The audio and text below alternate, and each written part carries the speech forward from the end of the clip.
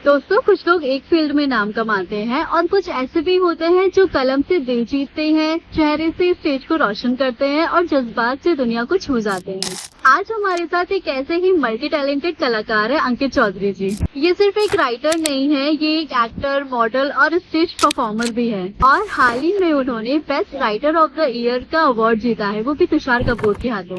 और अगस्त में उन्हीं के 2 और शोज आने वाले हैं, OMG season 3 and star 3 season 3। तो चलिए बात करते हैं उनसे उन्हीं के सफर, स्ट्रगल और सक्सेस के बारे में। अंकित जी, सबसे पहले welcome to the podcast. Thank you आपका। आज आप एक लिखने वाले, परफॉर्म करने वाले और कैमरा के आगे शाइन करने वाले आर्टिस्ट हो, लेकिन आपकी कहानी कैसे शुरू हुई? मेरी कहानी 2019 से ही शुरू हुई थी, जब लॉकडाउन लगा हुआ था। तो उसी टाइम में कोई काम धंधा तो था नहीं, और पहले मैं आर्मी की वगैरह की तैयारी करता था, तो वो मैंने फिर वहाँ से छूट गई। तो घर में फिर यही था कि मेरे एक पब्लिकेशन हाथ लगा, उसका नाम था अमरुआ पब्लिकेशन।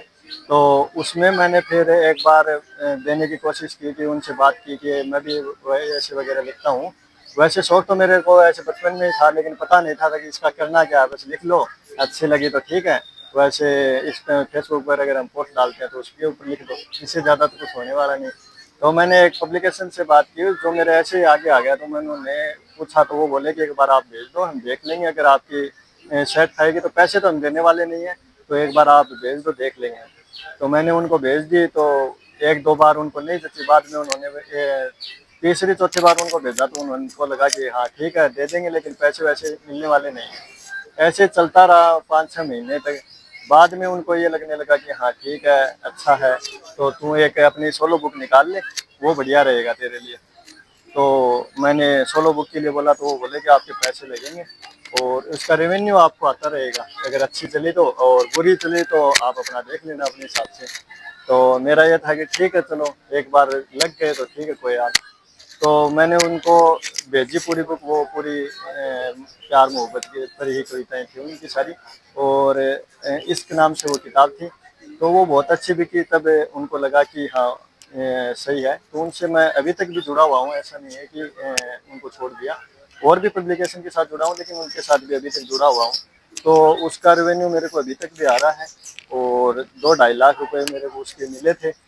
और एक मैंने पार्टिसिपेट भी किया था किसी, मतलब पोइट्री कुछ ऐसे है ग्रुप, तो वो मतलब कंपटीशन करवाते हैं ऑल इंडिया में। तो उसमें मैं फर्स्ट पे रहा था, तो उसका भी इनाम 51,000 रुपये था, तो वो भी मेरे को मिला हुआ है। तो तब से ऐसे ही चल रहा है अपना कि लिखते रहते हैं। पहले तो पैसे नहीं देते थे, अब कोई एक आधी कविता दे देते हैं, अच्छी लगती है तो 1000-1500 नहीं जाते हैं उसके, घर खर्चा चल रहा है।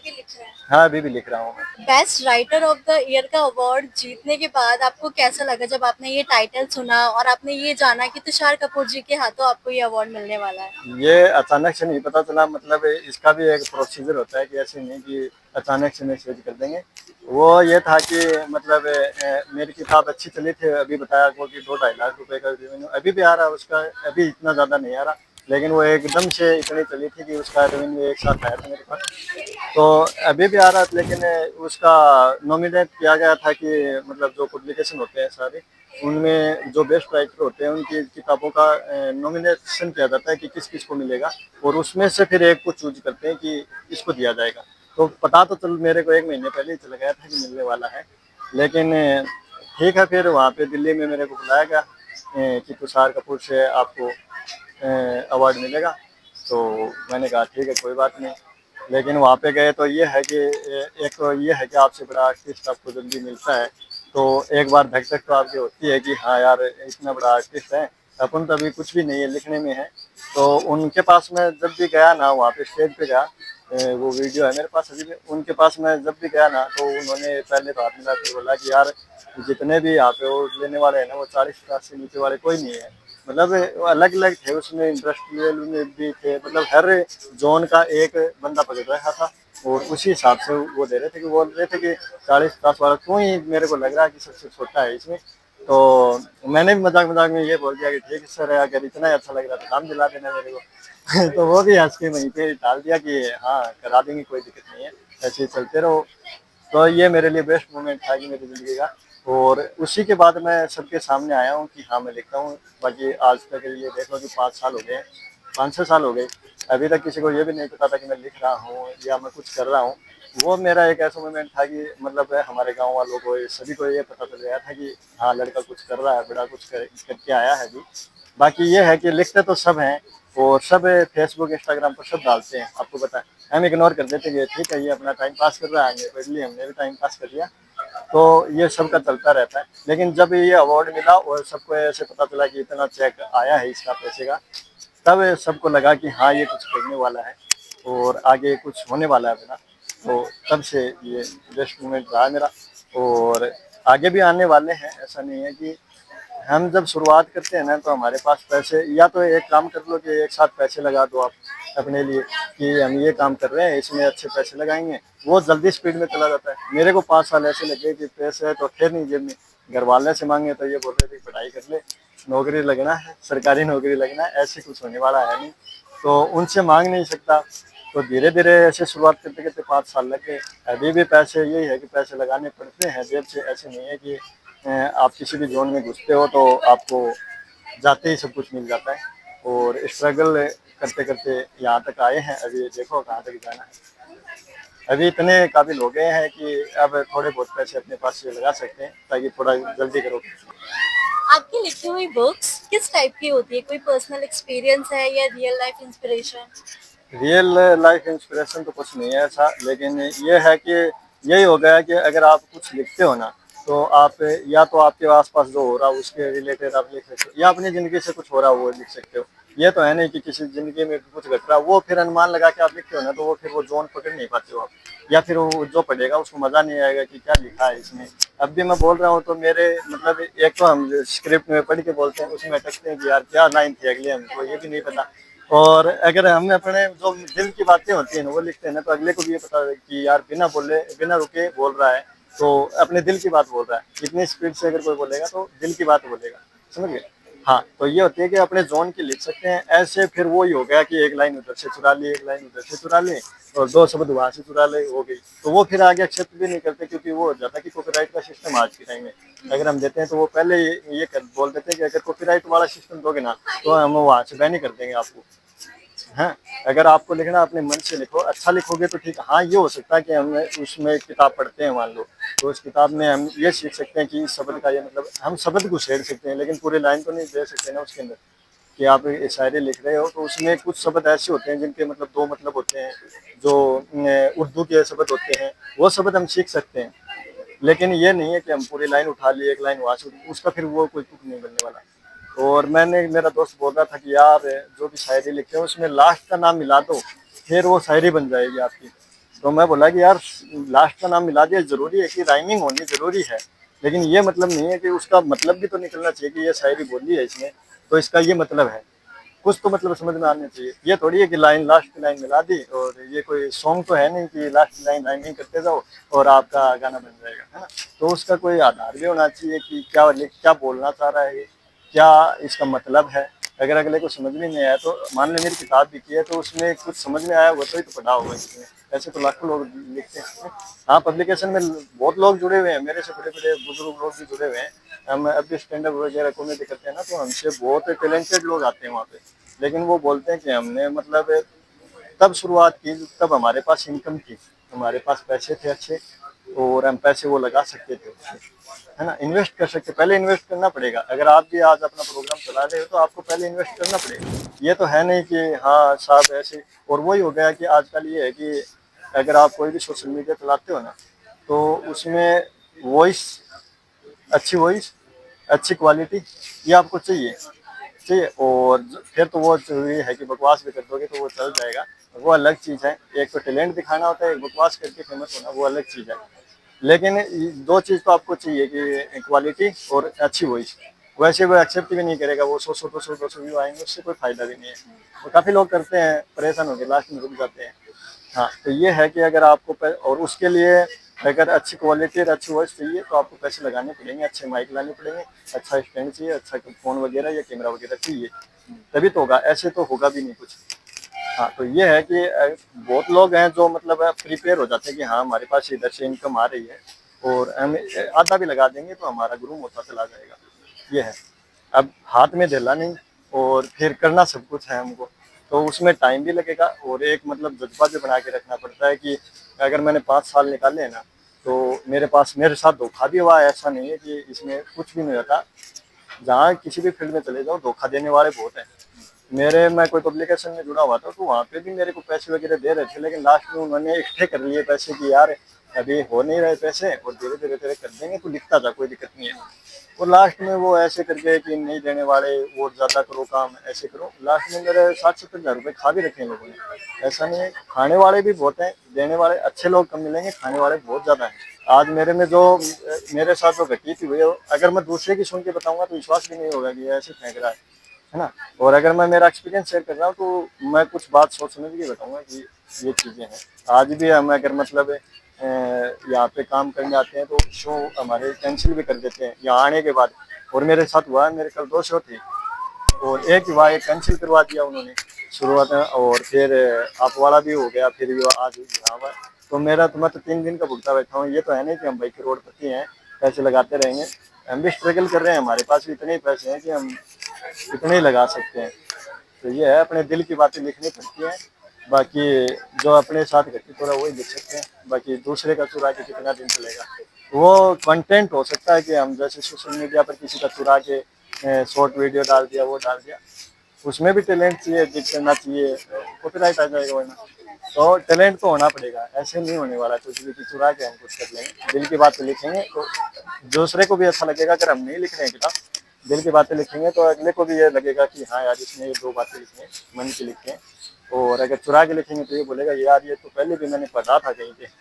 ठीक है, तो वो सीन हो जाता है। हाँ, तो लिखना तो दिल का ही पड़ेगा, बाकी कुछ होने वाला नहीं है। शायरी और स्टैंड अप दोनों ही एक्सप्रेसिव आर्ट फॉर्म है, तो आपका मूड कैसा होता है शायरी करते टाइम और स्टैंड अप करते टाइम? देखो, शुरुआत में मैंने लिखना तो ये है कि लिख तो हम कुछ भी ले, गलत हो जाएगा, काट दिया पीट दिया छोड़ दिया, चलो दोबारा ट्राई करते हैं, काट दिया पीट दिया वो हो गया। लेकिन जब मैंने पहले स्टैंड अप कॉमेडी की थी ना, तो मैं आपको वीडियो दिखा दूंगा बाद में, मेरे हाथ ऐसे ऐसे हो रहे थे वहाँ पे। ज़्यादा लोग भी नहीं थे, 50-60 लोग थे, लेकिन मेरे हाथ ऐसे ऐसे हो रहे थे और मेरी जुबान लड़खड़ा रही थी वहाँ पे। तो मेरे चला तो गया मैं कि हाँ यार करना है स्टैंड अप कॉमेडी, हम के ये करेंगे स्टैंड अप शायरी वगैरह कॉमेडी वगैरह।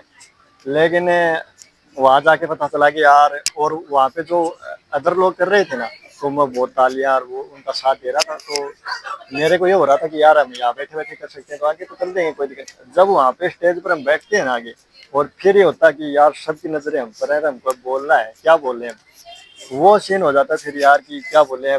फिर वो किताबें निकाली, खोली, ये लिख के लाया था, याद करके गया था। ऐसा नहीं है कि हाँ यार याद कर लिया और अब बोल देंगे, कोई दिक्कत नहीं है। वहाँ पे गया तो सब कुछ भूल गया, बोलूँ क्या, नमस्कार नमस्कार कर दिया, अब आगे क्या बोलो। तो फोन निकाला धीरे से नीचे से और पढ़ने लगा। अब ये हो गया, अभी आपको बता रहा हूँ कि अभी मैं जो बात बोल रहा हूँ बिना अच्छी बोल रहा हूँ, समझिए। और जो दिल की बातें वो आपको बता रहा हूँ, तो इसमें कोई दिक्कत नहीं आ रही। अब आप पढ़ के बोलोगे तो ये आधा ध्यान इसमें है, और एक्सप्रेशन आपकी कुछ आ नहीं रहे, बस ऐसे बोलते रहो किताब। हाँ, आधा ये कि यार ये पसंद कर रहे हैं या धक्के मार के निकाल देंगे जिसमें से ही, लेकिन ऐसे पढ़ रहे हैं, एक्सप्रेशन कुछ आ नहीं रहे, बस पढ़ रहे हैं लाइन को और बोल दी। उस दिन हो गया कि यार बोल तो दी, सबने तालियां बजा दी कि यार ठीक है, नया नया लड़का है, ट्राई कर रहा है, तो उनका तो हैक है ये इतना। अब मैं चलो यहाँ से तो पीछा छूट गया, जाके बैठ गया। अब मैं घर जाके उस वीडियो को देखूं तो मेरे समझ में नहीं आ रहा कि अब लगाऊं क्या, इंस्टाग्राम पे डालूं क्या इसमें से। फिर मैंने सोचा कि यार ये सुधारना पड़ेगा, ऐसे तो नहीं होने वाला। अगर हमने ऐसे जबान लड़खड़ाएगी तो फिर छोड़ देते हैं, अगर नहीं होने वाला। क्योंकि झुंझुनू से जयपुर ट्रेवल करना, आना जाना, जितना हमको मिलता है उससे ज़्यादा तो हमारा लग जाता है, ऐसा नहीं है। तो मैंने कहा कि ठीक है चलो यार, मैं घर पे, अब मेरे जो जीजा जी है ना, वो मेरा बहुत सपोर्ट करते हैं इस चीज़ में। तो वो बोले कि अंकित तू घर पे, अरे घर पे तो मैं बोल दूंगा, अभी बोल दूंगा कैमरा चालू करो, 2 लाइन याद करो, फटाफट बोल दो, कोई दिक्कत नहीं, गलत हो गई काट दो, दोबारा चालू कर लो। वहाँ पे तो एक ही मौका मिलेगा कि अब जब हमने कैमरा लगा दिया तो हमको बोलना है। अब ये थोड़ी है कि मैंने गलत बोल दिया काट दो, दोबारा गलत बोल दिया काट दो, तो अगला भी परेशान हो जाएगा कि भाई हम नहीं काटने वाले, जैसा भी है। हाँ, ये हो सकता है कि तू शायरी में टक गया ना, तो उसको छोड़ दे, दोबारा से पढ़ दे, वो चल जाएगा। तो ये थोड़ी है कि तू काट दे। और एक बार ये है कि अगर आपसे गलत हो जाएंगे तो कॉन्फिडेंस सारा मिट्टी में चला जाएगा, थोड़ा बहुत समेट के लाते हैं वो भी चला जाता है। फिर ये है कि शायरी तो हम लिख लेते हैं, कोई दिक्कत नहीं है, घर में लिख लो, अगर पसंद नहीं आए 2 लोगों को दिखा देते हैं, पसंद नहीं आए तो डिलीट कर दो, कोई दिक्कत नहीं है, अगले के याद भी नहीं रहेगी क्या लिखा था अगले ने। अगर आप व्हाट्सएप पर भी भेजोगे तो अगला पढ़ लेगा, ये तो है नहीं कॉपी मार लेगा, पढ़ लेगा, ये बोलेगा कि यार खराब है, तुरंत डिलीट एवरीवन कर दो, समझ में नहीं आएगा क्या लिखा था अगले ने। ये हो सकता है, लेकिन ये अलग जोन है। देखो एक्टिंग वाला ही सीन हो गया है, इसमें लिखना अलग होता है और बोलना बहुत ज़्यादा हार्ड है। ऐसे नहीं है कि हम दूर से बोल देते हैं कि यार ये क्या बोल रहा है, इसको मतलब ये घबरा रहा है, लेकिन जब सामने बैठाते हैं अगले को तो यार बोलते हैं कि यार, हम भी वहाँ पे जब बैठे थे ऑडियंस में तो तालियां बजा रहे थे कि हाँ यार ये हकला रहा है, हंस भी रहे थे हम दूसरों पर कि यार ये हकला रहा है, इसकी मतलब ये भूल गया। हमें तो फुल कॉन्फिडेंस है, लेकिन वहाँ जाके पसीने, मैं आपको वीडियो दिखाऊंगा ना तो पसीने आ रहे हैं मेरे यहाँ से, और ऐसी चल रही है ऊपर, पसीने आ रहे हैं, मेरे हाथ ऐसे ऐसे काँप रहे हैं, और मैं सोच रहा हूँ कि खत्म हो जाए, मैं यहाँ से निकलूँ बस कैसे भी करके, वरना सीन हो जाएगा। अब मतलब आज थोड़ा बहुत समय के घर से आया था, और ये भी हो जाता है कि अब हम घर से आते हैं मतलब करने, तो घर वाले भी कहते हैं कि हाँ बेटा कहाँ जा रहा है, कि ये करने जा रहा हूँ, तो घर वाले कहते हैं ठीक है, घर जाते ही बोलते हैं कि बेटा कि दिखा क्या करके आया, तो क्या सीन करके आया। अब घर वाले देखते हैं कि इसका तो हाथ तो जूझ रहा है, क्यों कोई नशा वगैरह तो नहीं कर रहा, तेरे हाथ कैसे धोए, अरे काहे का नशा, वहाँ पे वहाँ पे बैठते हैं तब पता चलता है कि कैसे क्या होता है। तो ये अलग जोन है, वो अलग जोन है, इसमें उसमें कॉन्फिडेंस नहीं चाहिए आपको लिखने के लिए। वो आप कहीं से पढ़ के वही हो गया कि अगर आपको लिखना है तो आपको 100 किताबें पढ़नी पड़ेंगी, ठीक है, एक कविता लिखोगे तो 100 किताबें पढ़नी पड़ेंगी, उसमें से आपको शब्द समझने पड़ेंगे कि क्या, सीधे सीधे तो कोई भी लिख देगा राइमिंग करके या कुछ बातें मिला के, उसमें आपको उर्दू के शब्द भी डालने पड़ते हैं, कुछ आपको उस जोन में भी ऐसे मतलब ऐसे हो कि हम ये रिलेट करें, जैसे कोई गाना है उससे हम रिलेट कर जाते हैं कई बार, ये यार ये गाना तो मेरे लिए ही है कुछ, जैसे कोई फिल्में होती है उसमें भी यार वो सीन था वो मेरे लिए ही था, ऐसे ऐसे रिलेट करवाते हैं तभी तो लोग रिलेट होते हैं, ऐसे नहीं है कि कुछ भी बोल दो। तो हाँ ये है कि आप बकवास करते हो इंस्टाग्राम पर जाके तो वो अलग हो गया, लेकिन अगर आप शायरी वगैरह करते हो या कुछ एक्टिंग वगैरह करते हो तो आपको वही लोग फॉलो करेंगे जो आप खुद में रिलेट करेंगे कि हाँ यार ये मेरा जैसा बंदा है। ऐसे कोई फॉलो जबरदस्ती फॉलो करवा लेगा 2 दिन में फॉलो कर देगा, वो अलग जोन है। तो ये अलग अलग जोन है, इनको हम मिक्स कर ही नहीं सकते। लिखना अलग चीज है, लिख के याद करना अलग चीज है, और फिर उसको बोलना और कॉन्फिडेंस दिखाना और फिर उसमें एक्सप्रेशन देना पूरे, तब वो शायरी बन के, हाँ वो फिर तब जाके बनती है सारी चीजें। वो तो फर्स्ट पार्ट हो गया लिखना, तो और वो जाके लास्ट पार्ट है शायरी बोलना हो गया वहाँ पे जाके। तो उसके लिए आपको प्रिपेयर होना पड़ता है कि हम अगर लिख रहे हैं तो वो तो हो जाएगा, चलो 2 किताबें पढ़ ली, नहीं आ रहा तो चलो यार आज नहीं मूड है कल लिख लेंगे, ठीक है। अगर आप किसी शो में जाते हो या अगर आप फोन भी चालू करते हो तो अगर अगर आप कुछ सोशल मीडिया पर डालते हो तो सोशल मीडिया पर कोई देखने वाला ये बोलना चाहिए कि हाँ यार उस शायरी में दम था।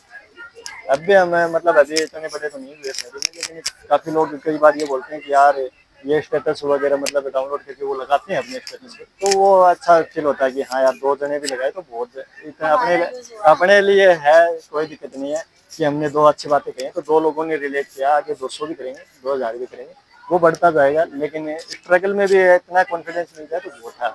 अब ये है कि कोई देख नहीं रहा, 200 व्यू आ रहे हैं तो उसका तो फिर फर्क पड़ेगा नहीं पड़ेगा कि यार क्या कर रहे हैं हम, वो सोचने वाली बात है।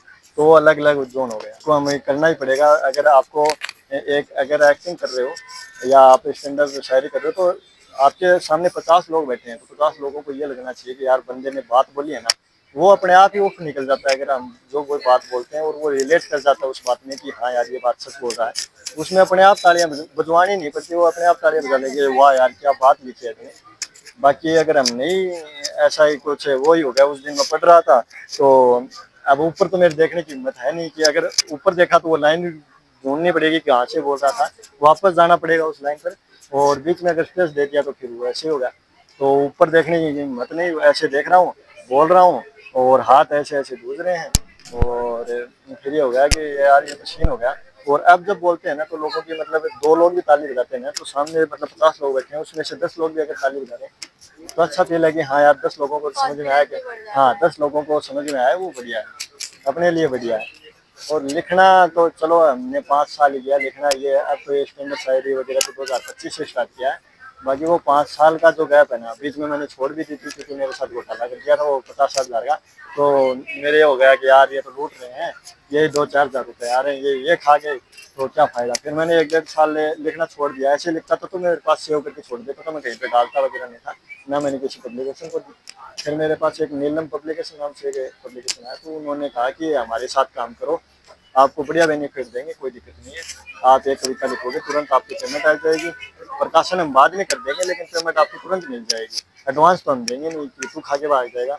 हाँ, तो मतलब तो लिख के भेज दे, तुरंत हम दे देंगे, वो सीन हो जाएगा। तो वो चल रहा है। मॉडलिंग में आपका काफी अच्छा प्रेजेंस रहा है।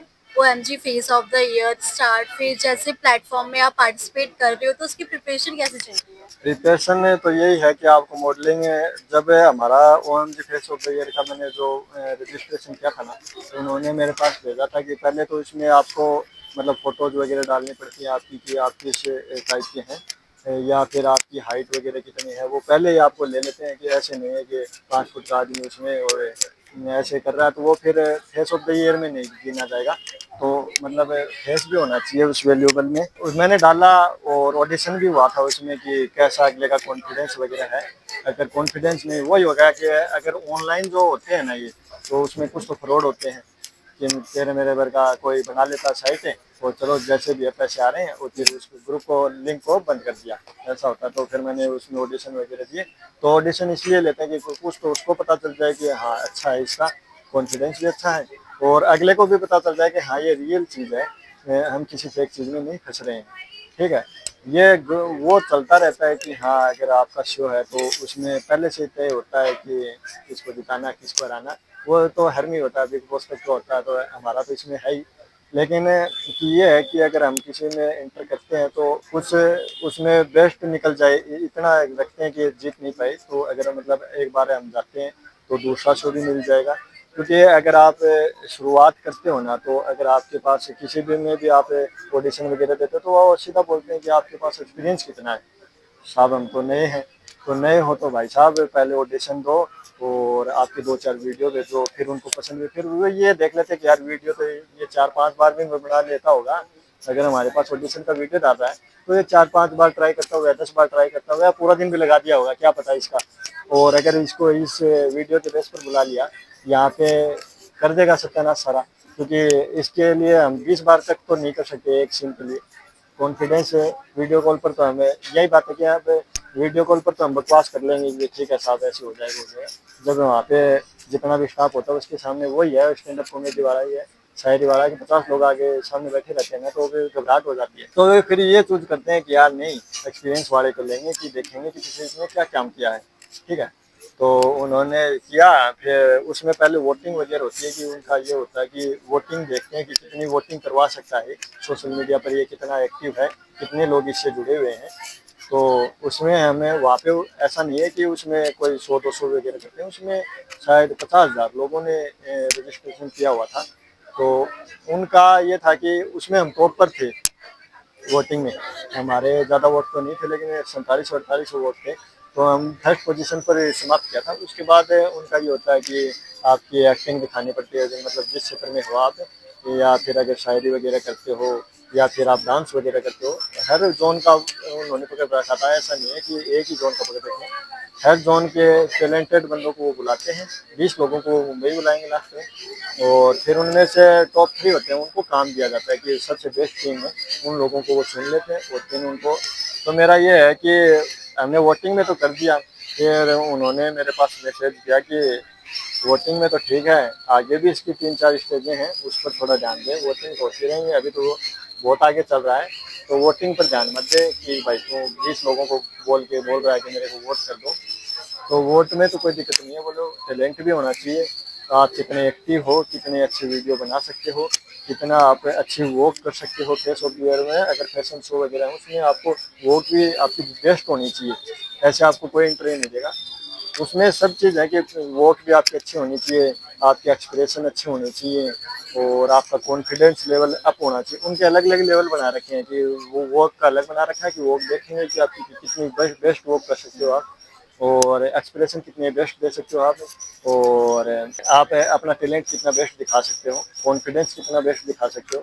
तो उसके 5-6 लेवल कर रखे हैं। तो मेरा पहला वोटिंग वाला तो हो गया, और उसके बाद था कि तेरी वोट वाला भेज देना। तो मैं पागल ऐसे ही चला गया कहीं पे कि यार कोई नहीं, वोटों में तो हम सबसे आगे हैं और कोई दिक्कत नहीं है, हम कर लेंगे।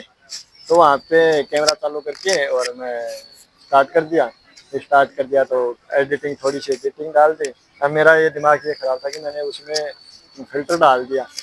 अब वो बोला कि तू यार जैसा है वैसा ही ठीक है, क्या तू ज़्यादा सुथरा बनने की कोशिश कर रहा है, जैसा हो फिल्टर तो यूज करना ही नहीं है। हम भी यही देखते हैं कि फेस ऑफ द ईयर है ये तो है नहीं कि कोई और है, फेस ऑफ द ईयर है तो आपकी फेस की वैल्यू होगी इसमें। अब उसमें आप फिल्टर डाल रहे हो, जिसको आप इरेज करके अच्छा बना रहे हो, अच्छा नहीं बनाना है। आपके टैलेंट की कदर है, आपके फेस की कदर है, और फेस की कदर है तभी आपको इसमें मतलब इंटर करने दिया गया है। ये नहीं है कि आप फेस के बुरे हो तो आपको रिजेक्ट कर देंगे। लेकिन जो मतलब आप सच्चे हो जैसे भी हो, रियल दिखाओ। हाँ जो रियल दिखाओ अपना, ये नहीं है कि आपने फिल्टर दिखा के कि मैं सबसे सुथरा बन जाऊंगा। हाँ मेकअप हो सकता है, आप अगर थोड़ा सा मेकअप वगैरह करते हो वो चल जाएगा बोलो, लेकिन ये नहीं है कि इंस्टाग्राम पर गए लगाए 2-3 फिल्टर और फिर चलो हो गया, ऐसे नहीं होना चाहिए। तो उसमें क्या हुआ कि फिर पहले तो वोट हो गए, फिर वो जो मतलब जो भी उसमें लेवल है ना, उस लेवल में आपकी वोटिंग ऐड होती जाती है। वो अपनी तरफ से वोट करते हैं कि फिर कि भाई अगर आपने फर्स्ट रहे तो आपको 5,000 वोट मिल जाएंगे एक्स्ट्रा। तो वो मेरा सीन हो गया कि मैं बहुत पीछे रह गया उसमें, उन्होंने मेरे को नीचे नीचे डाल दिया कि तेरा कुछ नहीं होने वाला, तो इसमें डालना ही नहीं चाहिए था। पहले उन्होंने बताया नहीं, मैंने पहले उनको भेजा था, मेरे पास व्हाट्सएप नंबर है उनके कि सर ये ठीक है ना, तो वो हाँ हाँ ठीक है डाल दे, बहुत बढ़िया है। तो मैं सोचा कि ठीक है डाल दे। फिर मैंने उनको मैसेज किया कि यार ये क्या सीन हो गया, तुमने तो बोला था अच्छा है। तो बोले यार हम बता नहीं सकते कि तूने अच्छा किया खराब किया, अगर हम एक एक को बताने लगे तो फिर चीटिंग हो जाएगी। वो अपनी तरफ से तो मतलब ये दिखा रहे थे कि हम मतलब बहुत अच्छा कर रहे हैं, किसी की साइड नहीं ले रहे हैं। लेकिन मैं भी ठीक है कोई नहीं, दूसरे में हमें हम तीसरे लेवल में जो एक्सप्रेशन वाला था वो हमने अच्छा किया, तो वापस हम मतलब लेवल ठीक लेवल में आ गए। चौथा लेवल भी हो गया उसमें कॉन्फिडेंस वाला, उसमें हम और ऊपर है। अब हमने टैलेंटेड वाला वीडियो डाला है, 20 लोग होते हैं उनको फ्लाइट में वहाँ पे बुलाया जाता है, और फिर उनमें से जो टॉप 3 होते हैं उनको मतलब वो कर लेते हैं फिर फर्स्ट सेकंड थर्ड, तो उनको फिर जो फर्स्ट रहता है उसको किसी और शो में बुलाया जाता है। और फिर उसी हिसाब से उनका ये है कि हम 500 आपको देंगे काम करने के लिए, और फिर मतलब आपको ग्रो करवा देंगे थोड़ा आगे तक, है ना। कि एक बार अगर किसी शो का आपको अगर पुशअप मिल जाए कि हाँ कुछ मिल रहा है, मैं आगे शो मिल रहे हैं, तो वो ज़रूरी हो जाता है कि हाँ यार काम मिल रहा है हमें। बाकी मैंने स्टेज ऐप पर भी दिया था कि ये था कि मेरे स्टेज ऐप हो रहा कि मैंने स्टेज ऐप पर ऑडिशन दिया, तो उन्होंने बोला कि यार अंकित अपना एक वीडियो स्क्रिप्ट भेज दी कि अंकित ये स्क्रिप्ट तू अपने एक्सप्रेशन वगैरह डाल के और हमको भेज दे। तो मैंने वो याद की, पहले तो 1 घंटे तक की याद कर ली, फिर वो बोलने लग गया तो ये कोई शब्द आगे हो गया कोई शब्द पीछे हो गया। तो अब मेरे हो रहा है कि यार ये मेरे को ही पसंद नहीं आ रही है, अगले को क्या पसंद आएगी। मैं सुन रहा हूँ यार पसंद नहीं आ रही है हमको, तो ना एक्सप्रेशन आ रहे हैं उसमें कुछ। तो फिर मैंने सोचा कि ठीक है भेज देते हैं जैसे भी है, अगला एक्सेप्ट करे। तो वो बोले कि यार नहीं इसमें क्लियर नहीं आ रही है, वॉइस अच्छी नहीं आ रही। तो मेरे पास मैंने बोला कि मेरे पास ऐसे साधन नहीं है कि मैं तेरे को अच्छी वॉइस दे दूँ या एकदम अच्छी क्लियर की दे दूँ। एक बार तो अपने पास बुला दे, काम मत देना, लेकिन अपने पास बुला ले, ऑडिशन ले ले अच्छी तरह सामने बिठा के, तेरे को अच्छा लगे तो ठीक है, नहीं वापस भेज देना, अपना खर्चा अपने पास से लग जाएगा, कोई दिक्कत नहीं है। लेकिन एक बार तू बुला तो सही। लेकिन उनके पास ये होता है कि यार नए में इतना टाइम वेस्ट करेंगे हम, तो हमारे पास जो एक्सपीरियंस बंदे हैं उनको ही हम ले लेते हैं, वो ठीक रहेगा। नए बंदे को पकड़ेंगे उस पर मेहनत करनी पड़ेगी। देखो आप जो भी नया बंदा पकड़ते हो ना, उस पर आपको अपना एक्सपीरियंस भी देना पड़ता है उसको कि भैया ऐसे कर ऐसे कर। वो चीज फिर हाँ जीरो से स्टार्ट होती है। जीरो से स्टार्ट होती है, और उसको 3 बार समझाना पड़ता है कि भैया ऐसे, मगजमारी भी है कि यार तू ऐसे उसके कर साथ ऐसे बैठना भी कर, पड़ता है। बैठना भी पड़ता है, समझाना भी पड़ता है। वो ये होता है कि वो यही वही आदमी कर सकता है जिसका या तो नया चैनल हो कि यार हम भी नए हैं, नए नए को पकड़ दो तो साथ में ग्रो कर जाएंगे, या तो वो कर सकता है। या फिर वो हो जाता है कि ज़्यादा पेमेंट वाला सिस्टम हो गया, अगर हम उसको बुला रहे हैं, हमारा बजट थोड़ा कम है, तो नए बंदे को पकड़ देते हैं, थोड़ा सा मेहनत तो लगेगा लेकिन बजट कम में काम चल जाएगा, वो लोग पकड़ते हैं। लेकिन अगर आपके पास बजट अच्छा है और अगर बंदे हैं आपके पास, तो आप क्यों बुलाओगे, फिर जरूरत ही नहीं है। अगर आपके पास अवेलेबल है तो आप दूसरी जगह कहाँ ढूंढोगे किसी को, जरूरत ही नहीं है किसी को ढूंढने की। तो ये है कि अगर आप किसी फील्ड में काम कर रहे हो तो घुसना बहुत मुश्किल है, ऐसे नहीं है कि आप सीधे घुस जाओगे। आपके के पास अगर बढ़िया टैलेंट भी है तो भी आप ऐसे मतलब अगर आपके पास एक्सपीरियंस होगा ना, तो हो जाएगा कि हाँ यार एक दूसरों ने काम किया है, ये मैंने काम किया देख ले, वो चल जाएगा कि हाँ यार अच्छा काम किया। इसलिए कहते हैं कि अपना खुद का काम स्टार्ट कर लो यूट्यूब पर, और अगर आप अच्छा कर रहे हो, अच्छे व्यू आ रहे हैं, तो अपने आप बुला लेंगे वो फिर कि हाँ यार ये अच्छा ग्रो कर रहा है, इसको बुला लो।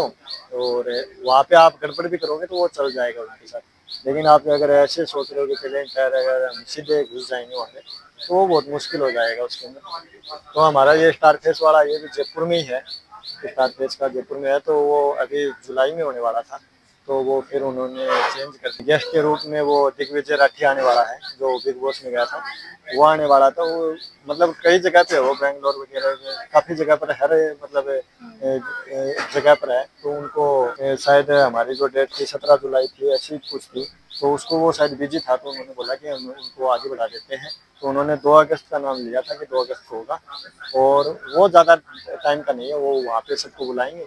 उनके पास मेरे को लग रहा है वो छोटा ही शो है, तो वो सबको बुलाएंगे, वहीं पे वो फैशन वॉक वगैरह करवा के एक्सप्रेशन वगैरह देख के वहीं पे डिक्लेयर करते हैं। एक दिन का सिस्टम है, उसमें वो प्राइज वगैरह वो बोल तो रहे थे, अब पता नहीं कितना झूठ है कितना सच्चा है।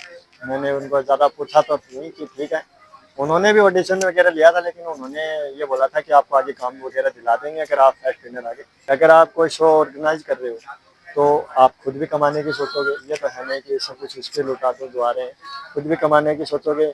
फिर ये आप सोचोगे कि अगर विनर हमारा ही कोई आसपास का अच्छा बन जाए वो बेस्ट है। ये तो है नहीं कि टैलेंट भी ऐसे तो है नहीं कि वहाँ पे जो भी मतलब 100 बंदे भी आएंगे तो उनमें से ये तो है नहीं कि सारे खराब हैं और एक अच्छा निकलेगा। सब में टैलेंट है, कोई बेस्ट निकल के आएगा वो है, लेकिन ये नहीं है कि एक ही है, उसमें भी टक्कर देने वाले होंगे। लेकिन ये है कि काफ़ी लोग ये सोच लेते हैं कि यार इसको बना देंगे फिक्स होता है। अरे यार बड़े बड़े शो होते हैं उसमें भी ये होता है कि मतलब बिग बॉस वगैरह है, उसमें भी होता है कि पहले ही डिसाइड होता है कि इसको विनर बना देंगे, इसको ऐसे ऐसे करके स्क्रिप्ट के हिसाब से उसको निकाल देंगे, ये सीन होता है ना। ऐसे ही इनमें छोटे छोटे शो में भी यही होता है कि अपना बंदा कैसे भी कोई भी हो, अगर मान ले मैं हूँ मेरे पास पैसे, मैं बोल दूँ कि यार आपके शो में मेरे को विनर बना दो, मैं आपको इतने पैसे दे दूंगा, नहीं बनाए तो मेरे को बता दो, इतना बता दो वो छः नहीं, मैं बोल दो 20,000 रुपये दे दूंगा यार मेरे को बना दो, 2 मिनट में बना दें तो मेरे को कुछ भी ना हो। उनको पता है कि चलो हम तो बना देंगे निकल जाएगा, लेकिन आगे जाएगा तो आगे कहाँ जाएगा फिर हैं? अगर आप में टैलेंट नहीं है तो दूसरे शो में भी अगर वो भेजेंगे तो दूसरे शो वाला भगा देगा। हर जगह पैसे दे दे के जाओगे तो कितने दिन जाओगे, इतने तो पैसे भी नहीं होते किसी बात भी, एक बार 20,000 दे दिए। लेकिन ये थोड़ी है कि एक बार हमने जीत लिया तो हमने पूरा जग जीत लिया, आगे भी तो जीतना है, आगे भी आपको काम करना पड़ेगा, आगे ही आपको जीतना पड़ेगा।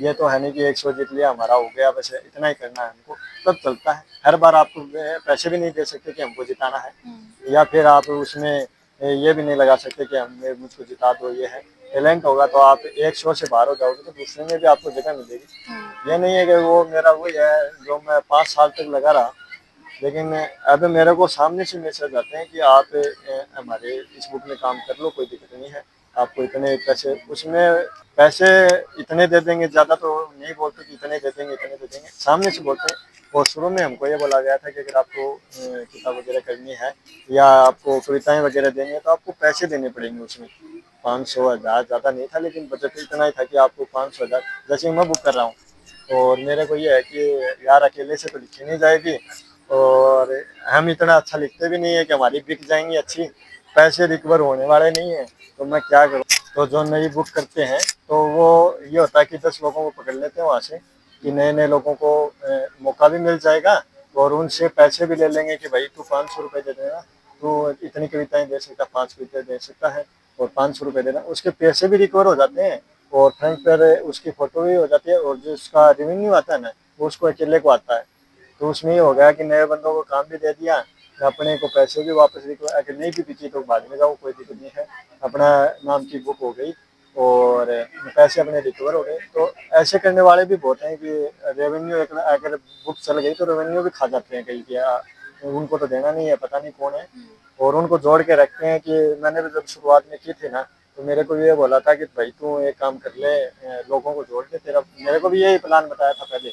तो मैं बोला कि यार ये है कि फिर बोला कि यार तू नया नया है, नहीं भी चली तो तेरा घाटा भी नहीं होगा। तो मैं बोला कि यार नए लोगों का वही होगा कि भरोसा करके मैं उनको लाऊंगा और उनके पैसे खा जाऊंगा, तो फिर वो मेरे को गाली देंगे, मेरे को पकड़ेंगे कि यार तू ये क्या सीन कर दिया, ना तो बुक लिखी और ना बात, तो मैं अकेला ही करके देख लेता हूँ, लेकिन नहीं चलेगी तो किसी को और को फंसाने में क्या मतलब निकलता है। तो ये सीन हो जाता है उनका कि स्टार फेस वाला ये है कि स्टार फेस वालों ने कल भी मेरे को मैसेज किया था कि 2 तारीख को हम आ रहे हैं वहाँ पे, और वो दिग्विजय राठी आपके वहाँ पे आ जाएगा और जीत जाएंगे तो आपको आपका हो जाएगा इसके अंदर। और अगर मैं उनको ये बोल दूं कि यार ले 5-10 हज़ार रुपये एक्स्ट्रा ले ले, मेरे को करवा दे इसमें तो हो जाएगा इसमें, तो ऐसा नहीं है। वो मेरे को मैसेज करते रहते हैं कि आप ये क्या करते हो, क्या कर रहे हो, नंबर ऐड भी कर रहे हैं और वो देख भी रहे हैं कि क्या कर रहा है बंदा अभी इसके अंदर। तो अच्छा चल रहा है। आई होप एक तो पक्का जीत जाऊंगा दोनों ना जीते तो एक तो पक्का जीत जाऊंगा, इतना कॉन्फिडेंस है। लेकिन बेस्ट वो रहेगा कि अगर मैं मुंबई वाला जीत जाऊँ तो वो बेस्ट रहेगा कि दो काम हाथ लग जाए। फर्स्ट नहीं देंगे तो सेकंड को देंगे। जब आप स्टेज पे होते हो, चाहे फैशन रैम्प करो या फिर माइक उठाओ, स्टेज पे हो, तो रियल अंकित कौन से हैं? रियल अंकित होता ही नहीं वहाँ पे। माइक के सामने तो जाते हैं तो वहाँ पे तो ये हो जाता है कि जो घर से लिख के ले गए हैं, रियल कुछ नहीं है, लिखने वाला रियल है। बाकी ये है कि वहाँ पे जाना तो वो तो याद करके जाओ, वहाँ पे बोलना है, थोड़ा एक्सप्रेशन देना है। उसमें रियल क्या दिखाना है कि मैं ये तो है नहीं कि माइक उठा लिया और जो मेरे मन में शायरी आ रही है मैं बोल रहा हूँ, ऐसे तो होने वाला है नहीं। क्योंकि अगर मैं 2 लाइन जोड़ दूंगा वहाँ पे बैठा, तीसरी नहीं जुड़ेगी, वहाँ फिर वो दिक्कत हो जाएगी। तो पहले लिखना पड़ता है, वो रियल होता है कि मैं घर से लिख के ले गया हूँ, वो मेरे मन की बातें होती हैं। लेकिन वहाँ पे जब पे मैं स्टेज पर जाके माइक हाथ में लेता हूँ, वहाँ पे कुछ रियल नहीं होता। वो जो पीछे लिखा हुआ था, जो कल रात की फीलिंग्स होती हैं, वो दिन में मैं वो फिर सामने बोलता हूँ। और फैशन वाला ये सीन है कि फैशन में आपको एक्सप्रेशन एक्सप्रेशन में तो ज़्यादा दिक्कत नहीं है आपकी। जो आप चल रहे हो, किस स्टेप से चल रहे हो, स्टेप भी उसमें मायने रखते हैं कि कितना पैर। यार तो है नहीं कि एक तो धीरे धीरे चल रहे हो बिल्कुल, या फिर एकदम पूरे पैर फैला के आगे चल रहे हो, ऐसा नहीं होता।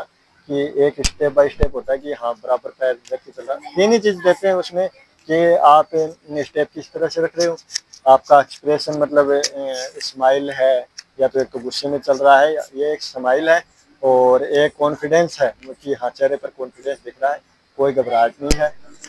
तीन ही चीज देखते हैं उसके अंदर की ये चीज हो बंदे में, वो पास हो जाता है। कि कई हो जाते हैं, देखो या मतलब इसका रजिस्ट्रेशन निकलता है कि इतने इतने बंदे इसमें रजिस्ट्रेशन कर सकते हैं फैशन फैशन वीक वगैरह में।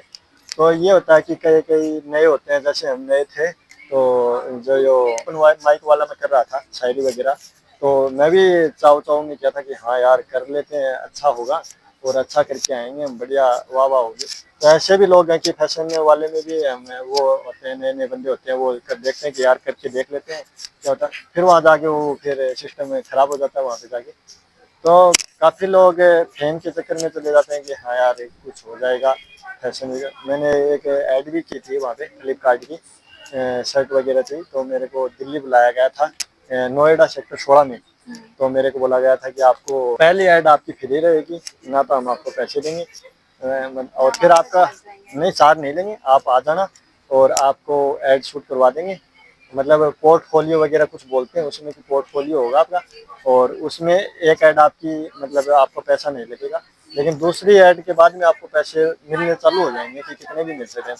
तो मैं चाव चाव में चला गया वहाँ पे दिल्ली नोएडा, तो मेरे वहाँ पे 5,000 रुपये के खर्चा हो गया वहाँ पे गया। तो अब मैं वहाँ पे गया तो उन्होंने फोटो वगैरह खींच ली, एक शर्ट की ऐड करवाई थी मेरे से वो।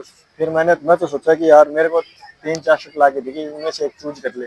अब मैं सोचा यार इसमें तो एक भी सही नहीं है, कौन सी चूज करूँ। फिर मेरे को ऐसे ही दिख गई कि एक पहन ले, आ गए तो करवानी पड़ेगी फोटो।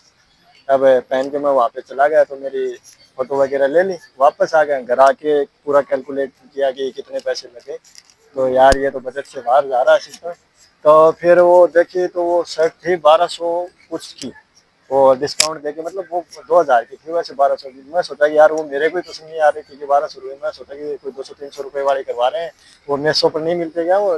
हाँ। हाँ तो मैं सोचा कि यार ये 200-300 वाली है तो 2,000। अब मैं सोचूं कि यार वो बोले कि अगर पसंद आओगे ना आप तो आगे से आपको और भी काम देते हैं। मेरे को एक अग्रीमेंट भी दिया था उन्होंने 12 महीने का कि साइन करके, मेरे को बोले कि ठीक है मैं करा। अब मैं उनको फोन किया कि मैं बोला कि यार तूने मेरे को ऐसी शर्ट दी है कि 1270 रुपये है, 2,000 वो मेरे को ही पसंद नहीं आ रही थी, अब इसको खरीदेगा कौन।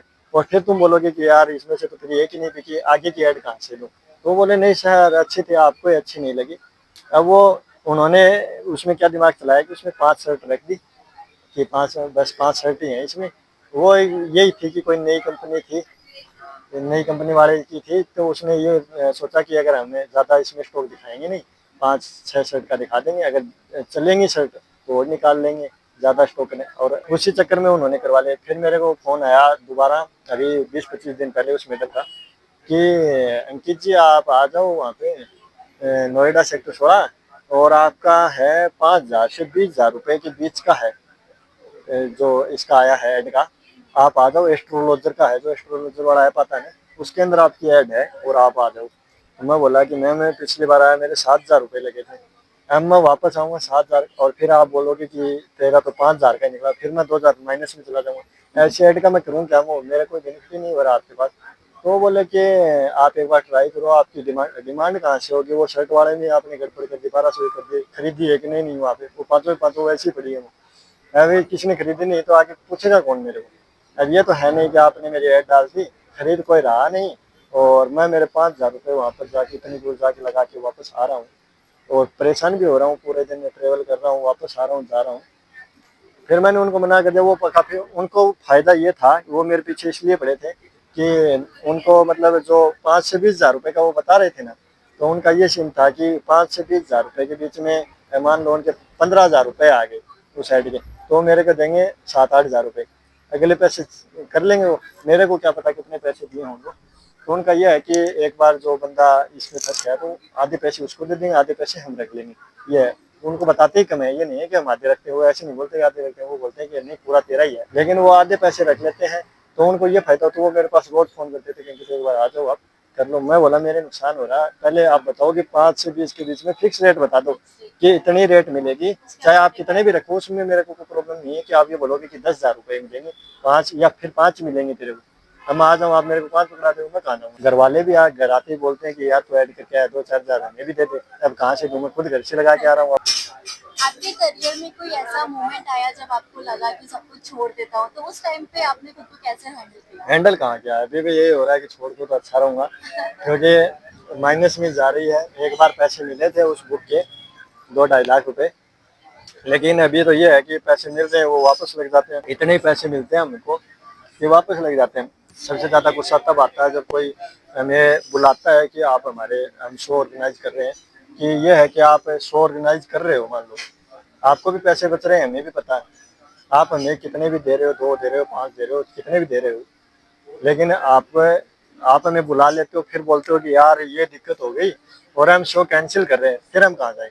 हम घर से आ गए, कल का दिन ऐसे तो बेकार गया कि मैं वहाँ से आ गया, एक ने बोला कि कैंसिल हो गया, एक मेरा पूरा दिन खा गया, उसके चक्कर में मैं बोला कि यार तेरे चक्कर में मेरा पूरा दिन चला गया, और अब एक दिन और रुकूंगा तो मेरा हमारा नुकसान ही नुकसान है। अभी अगर जब तक हमारा ये नहीं होगा कि इनकम सोर्स नहीं होना, तब तक अगला बंदा कुछ कर नहीं सकता। अगर शुरुआत में हमने भी लिखना स्टार्ट किया था ना, तो ये हो गया था कि पहले तो लगाने पड़ते हैं इनमें पैसे, और ऐसे भी नहीं है कि अभी तो मैं चिंती हरकतें कर रहा हूँ कि पैसे लग गए ऐसे लगे, लेकिन ट्रेवल के पैसे खुद को लगाने ही पड़ते हैं, इसमें ऐसा नहीं है। लेकिन ऐसा नहीं है कि अगर मैं शो ऑर्गेनाइज कर रहा हूँ तो पूरी अगर आप शो ऑर्गेनाइज कर रहे हो तो आप पूरी इन्फॉर्मेशन दो कि भाई हाँ, अगर आप कैंसिल भी कर रहे हो तो एक दिन पहले बोल दो कि भाई तेरा कैंसिल है और रहने देना तू, है ना। आप बुला लेते हो, पहुँचने के बाद आप सुबह बोलते हो कि भाई आपका कैंसिल, आप चले जाओ, या फिर पैसे दिया करो हमारे किराए के हैं, वहाँ से भागे भागे आते हैं। तो ऐसे काफ़ी बार हो जाता है मेरे पास, तो मेरे साथ तो काफ़ी बार हमने गलत शो में भी पैसे लगाए हैं कि रजिस्ट्रेशन फीस वगैरह ले लेते हैं, बाद में पता नहीं वो कहाँ मिलते हैं, तो लोग करके चले जाते हैं।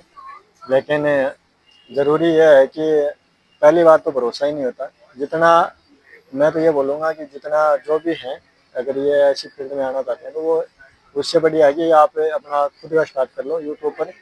इतनी मेहनत लगेगी जितनी मेहनत आप बाहर भाग भाग के कर रहे हो। बस ये है कि आप बाहर जाते हो तो एक्सपीरियंस ज़्यादा मिलता है और कॉन्फिडेंस लेवल आपको बहुत ज़्यादा अप होता है।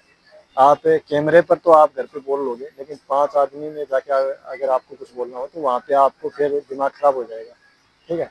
तो इसमें ये है कि आपको ग्रो जल्दी हो जाएगा कि अगर मान लो मैं अब इतने दिन घूम लिया, अगर मैं अब अपना खुद का स्टार्ट करूँगा ना, तो मेरे को छोटी मोटी दिक्कतें नहीं आनी चाहिए कि मैं अगर मतलब लगा के बोल रहा हूँ, तो जैसे कि मैं अगर कोई स्क्रिप्ट बना के कोई वीडियो बना रहा हूँ तो स्क्रिप्ट याद करने में या फिर एक्सप्रेशन देने में या फिर जो आई कांटेक्ट है वो सीधे रखने में, कॉन्फिडेंस दिखाने में, इसमें मेरे को दिक्कत नहीं आएगी। अब मेरे को ऐसे लग रहा है कि जब तो इसका ये है कि अगर आप 4 चीज़ें कर रहे हो तो या तो आपको बराबर टाइम देना पड़ेगा, लेकिन मेरा ये है कि अगर मैं 3 चीज़ों में हाथ भी डाल रखा है तो मेरा उनसे रिलेटेड ही है कि मैं मतलब लिख रहा हूँ। लिखना भी पड़ेगा, अगर आप वीडियो डाल रहे हो तो आपको स्क्रिप्ट भी लिखनी पड़ेगी। और मेरा काम भी ऐसा है कि मैं कविताएं वगैरह ज़्यादा लिखता हूँ, तो कविताएं शायरियाँ ये उससे ही रिलेटेड है, तो लिखने का काम भी मेरा साथ में है। तो मेरा ये है कि सारी चीज़ें जो इससे रिलेट होती हैं, मेरे तो ऐसा है कि अलग अलग चीज़ें नहीं है, सारी एक ही जोन में है। तो मेरा तो इसमें कोई प्रेशर वाला है नहीं, अगर मैं सही तरीके से करता रहा तो सारा मैनेज हो जाएगा। आप अपने ऑडियंस फैंस के लिए या अपने रीडर्स के लिए क्या मैसेज देना चाहते हैं जो उनको मोटिवेट करें? मेरी ऑडियंस और मेरे फैंस के लिए यही है कि जो भी हैं अपना खुद का स्टार्ट करें। अगर आप अच्छा करते हैं, आपका आजकल तो सोशल मीडिया पर बहुत ज़्यादा आता है, उस पर आप अगर कर रहे हो और अगर आप में टैलेंट है तो सोशल मीडिया पर वैसे ही वायरल हो जाती है।